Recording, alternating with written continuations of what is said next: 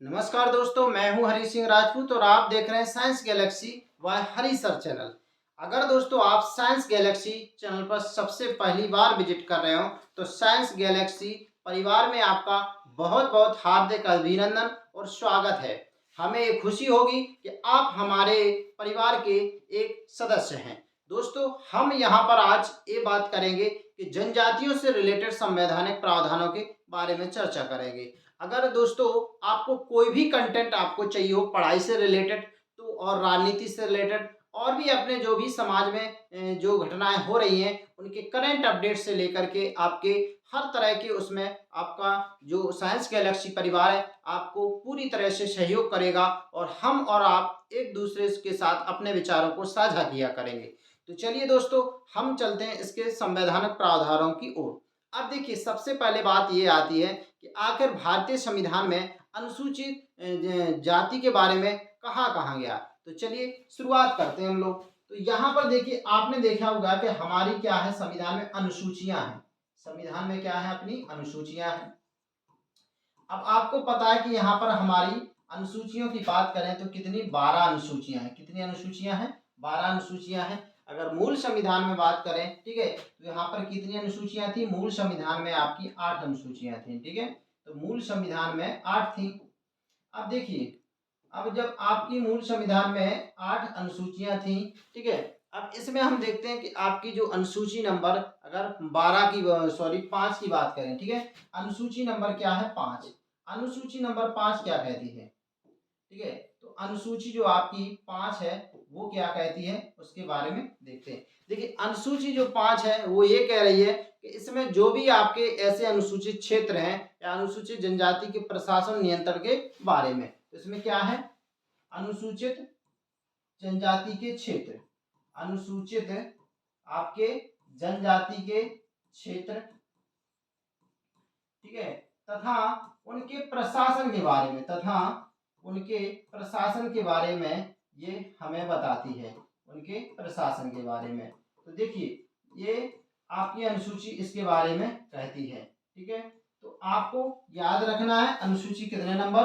5 number. तो अनुसूचित जनजाति के बारे में और इनके क्षेत्रों के बारे में कौन सी अनुसूची बात करती है? अनुसूची नंबर 5वें नंबर की। अब देखिए दोस्तों, अनुसूची नंबर 6वीं, क्या अनुसूची नंबर कौन सी है? 6वीं है। ठीक है, तो हम बात करें अनुसूची 6वीं। देखिए, अनुसूची जो 6वीं है इसमें क्या है, आपके देश में कुछ ऐसे जो उत्तर पूर्वी राज्य हैं जहां पर अधिक मात्रा में एससी वर्ग, अनुसूचित जनजाति वर्ग है, उनके बारे में क्या, उनके प्रशासन और नियंत्रण के बारे में प्रावधान किया गया। जैसे, ठीक है, असम हो गया, असम हो गया आपका, क्या हो गया? असम। ठीक है, असम हो गया आपका, और आपका मेघालय हो गया, त्रिपुरा हो गया, क्या हो गया? त्रिपुरा हो गया, और आपका क्या हो गया? मिजोरम हो गया। ठीक है, तो ये जो मतलब क्षेत्र हैं इनके बारे में, ठीक है, ये जो क्षेत्र है इनके जनजाति और मिजोरम के जनजाति क्षेत्र, ठीक है, तथा प्रशासन के बारे में नियंत्रण, तथा प्रशासन के बारे में नियंत्रण, इसका वर्णन आपको इसमें देखने को के बारे में नियंत्रण ये आपको देखने को मिलेगा।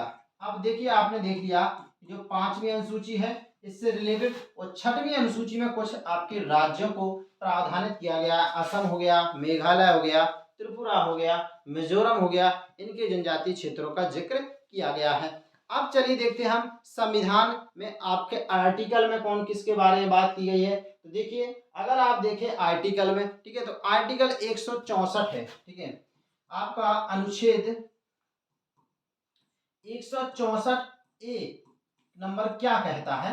तो दोस्तों ये कहता है कि हमारे देश में जहां पर जनजाति क्षेत्र ज्यादा है, जैसे आप देख लीजिए, आप देखें मध्य प्रदेश है, ठीक है, क्या है? मध्य प्रदेश आप देखेंगे छत्तीसगढ़ देखेंगे, ठीक है, आप देखेंगे उड़ीसा देखेंगे, आप देखेंगे झारखंड देखेंगे, ठीक है, ये ऐसे मतलब प्रदेश हैं जो क्या है, जनजातीय बहुल प्रदेश हैं। तो इन प्रदेशों में इनका कहना है कि जनजातियों के कल्याण के लिए, किसके लिए, जनजातियों के कल्याण के लिए, ठीक है। तो जो जनजातियों के कल्याण के लिए क्या होना चाहिए, यहाँ पर कल्याण के लिए आपके मंत्री होना चाहिए। यहाँ पर क्या होना चाहिए, भार साधक मंत्री होना चाहिए। मतलब यहाँ पर इन्हीं का मंत्री होना चाहिए। क्या होना चाहिए, भार साधक मंत्री होना चाहिए जो इनके कल्याण के बारे में सोचे।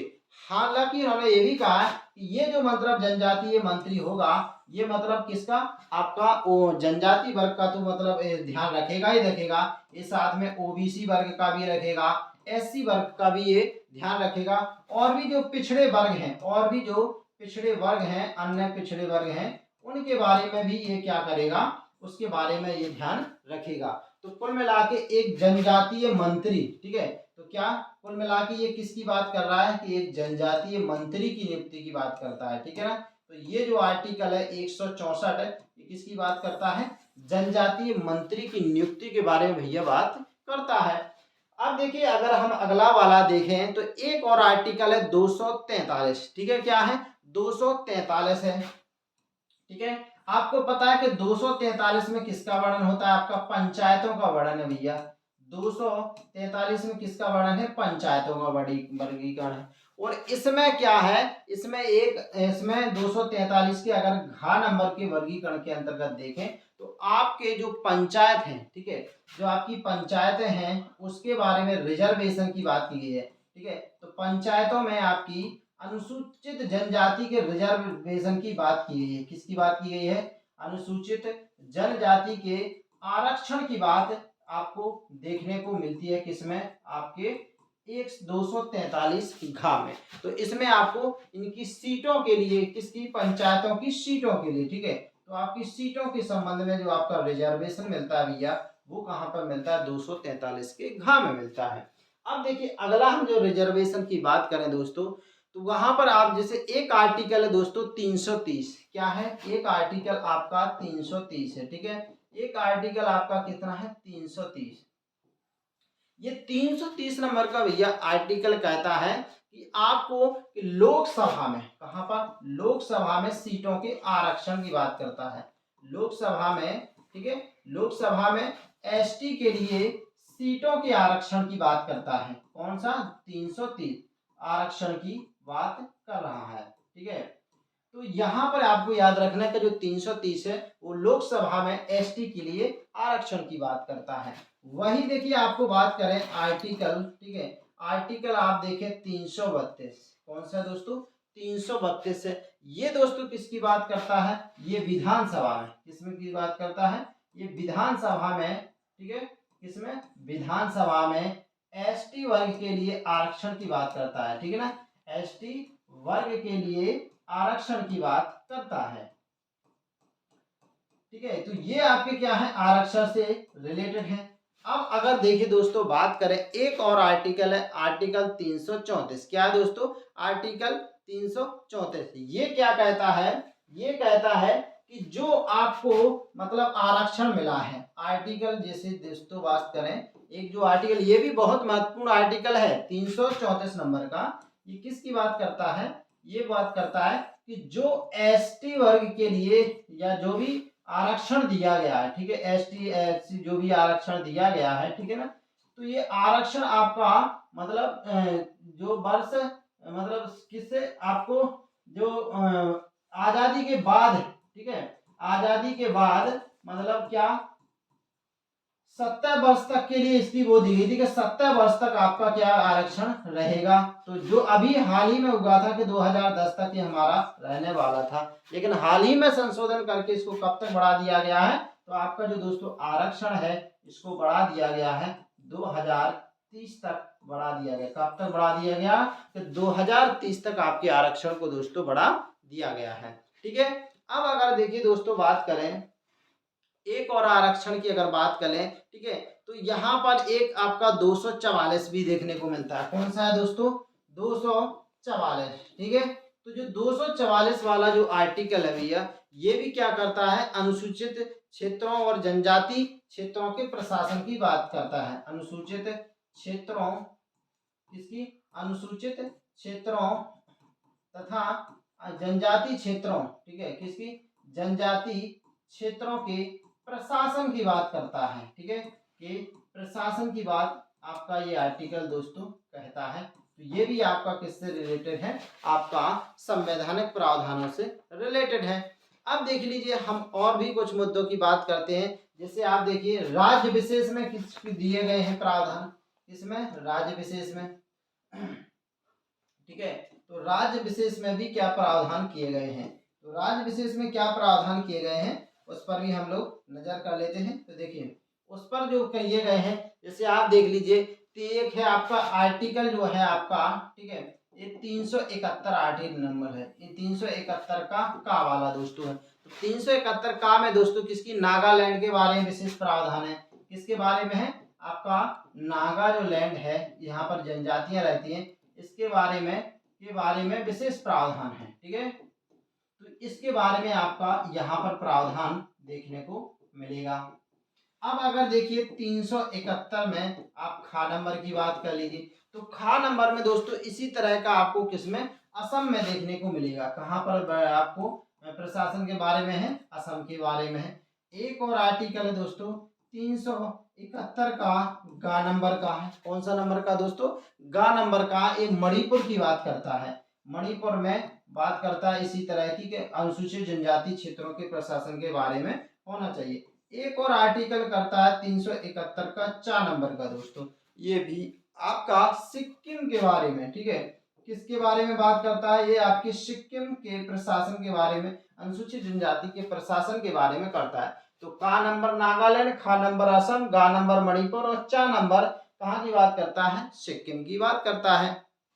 अब देखिए दोस्तों जो आर्टिकल 341 है, ठीक है, जो किसको परिभाषित, ये क्या है, परिभाषित करता है, ये किस चीज को परिभाषित करता है दोस्तों, ये करता है आपको एससी वर्ग को, किसको परिभाषित करता है, एससी वर्ग को आपका 341 करता है।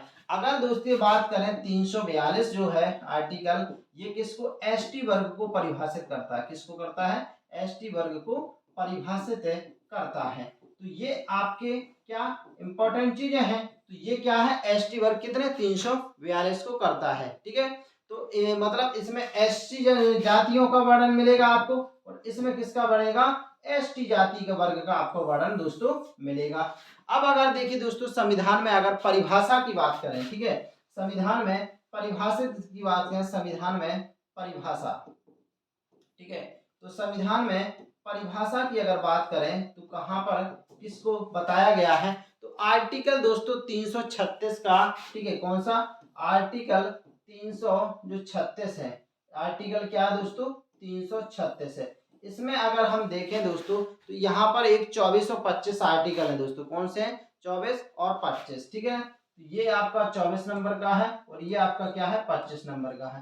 तो इसमें दोस्तों एससी वर्ग को शामिल किया गया है, और इसमें किसको दोस्तों, एसटी वर्ग को परिभाषित किया गया है। तो ये दोस्तों क्या थे, आपके कुछ परिभाषित किए गए थे, ठीक है। तो ये आपके संविधान में किसकी बात की है, अनुसूचित जनजातियों के बारे में बात की गई है। तो चलिए दोस्तों कमेंट करके जरूर बताइए कि आपको किस तरह से ये जो पीएससी का टॉपिक है, आपका एसआई का टॉपिक है, आपका फॉरेस्ट का टॉपिक हो, या आपका एमपी पुलिस, किसी भी एग्जाम में आपका आ सकता है, और इंडिया के किसी भी एग्जाम में आपका ये अनुसूचित जनजातियों से रिलेटेड आपके संविधान में वर्णन पूछ सकता है। तो चलिए दोस्तों आप कमेंट जरूर करके अपनी प्रतिक्रिया बताइए। साइंस गैलेक्सी चैनल देखने के लिए बहुत बहुत धन्यवाद।